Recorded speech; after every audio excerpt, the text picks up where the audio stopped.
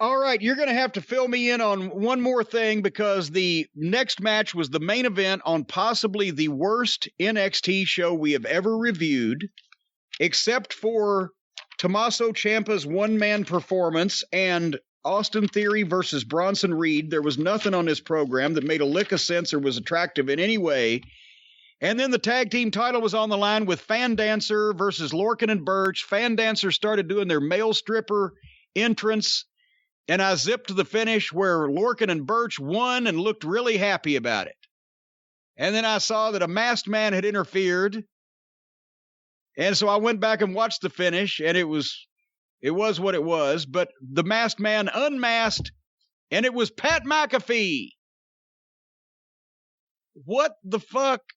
He took out the Undisputed Era. He was the man that we didn't see on camera. Well, but picking them off. But no, but it... Here's the thing. If he wanted to fuck the Undisputed Era, they had the title match. So put them in the title match and fuck them out of the title instead of fucking them out of the title match. And then we have to watch Fan Dancer versus Lorcan and Birch. And I don't fucking understand. He fucked Fan Dancer.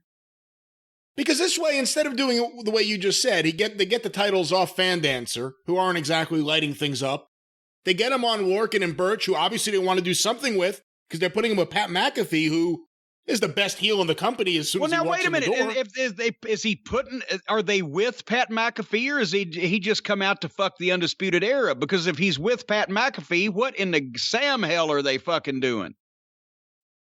What does he have in common with these two fucking guys from fucking England? I don't know, and I could be wrong, but the way I took it at the end there was they're aligned now. And obviously, if he's taking out the Undisputed Era, he needs some guys on his side who could work a match. So, through basic deduction, I figured Birch and Lorcan are now associated with Pat McAfee. Well, that'll just be wonderful. Pat McAfee will instantly walk in and be one of their top two heels, especially now that the Undisputed Era are baby faces, and I don't know that he needs two bald-headed guys hanging out with him.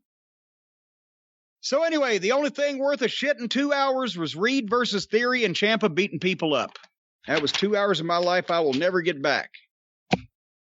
But any closing thoughts before we move on to the Smothers Brothers Musical Comedy Hour?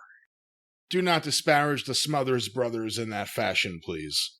It was a groundbreaking show. What about the Starland Vocal Band Variety Show? Remember that summer replacement in 76? I think that may be more apropos, yes. I think that one works a little better.